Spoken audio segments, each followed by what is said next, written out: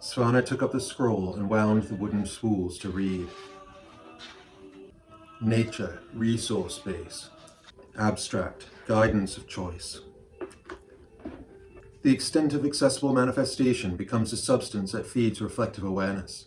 Reflective awareness gains only so much as it actually considers with rational intent.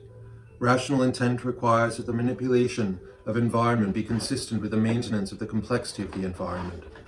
The greater the complexity of the environment, the greater the resource the environment provides towards the generation of objective consideration. Objective consideration grows out of the explorations of the rational faculty into the interests contained within its environment, both in the macro and in the micro. Objective consideration exists on a continuum from the most basically applicable upholding of subjective intent as manifested in the survival instinct to the empathetic intellective consideration of the role of organisms, several steps of relevance removed from immediate concern, to abstract principles that apply fundamentally to the facets of intent itself.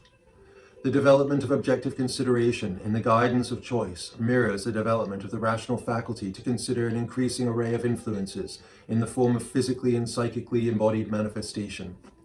Through the development of generations of intellective and emotive experiences, the rational faculty attends itself to and internalizes the value of the extent of the import of the objects of its consideration. For this reason, the rational faculty must, for its own positive evolution, extend itself beyond the microcosm of the organism's own subjective interests.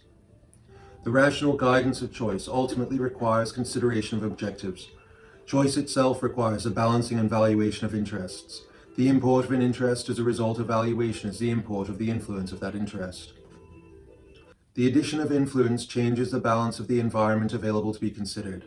At this level, the objects of intellective and emotive consideration are equivalent to the nutritional content available to the organism as a matter of the maximization of its manifested potential embodiment within its environment. By sustaining the maximization of physical, emotive, and intellective potential, the organism makes possible the maximization of objective consideration in the guidance of choice.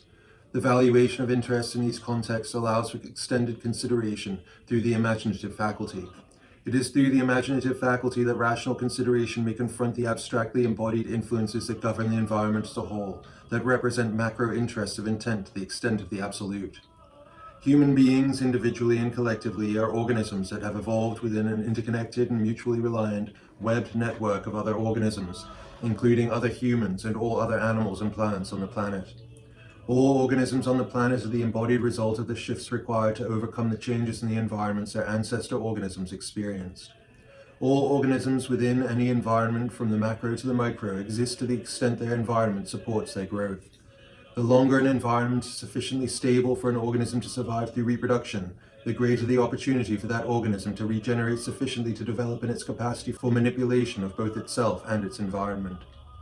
Humans have evolved sufficiently to have developed reflective awareness. This relative awareness allows a magnification of subjective intent in the manipulation of environments. With further evolution, humans have developed the rational faculty, not just to manipulate environments for their subjective interest, but also to consider factors of import to the progeny of the organism, or to the interests that are only indirectly applicable to the human. This extension of intent beyond the subjective is objective consideration. Objective consideration allows the influence and embodiment of abstract interests of greater import than immediate subjective consideration would allow.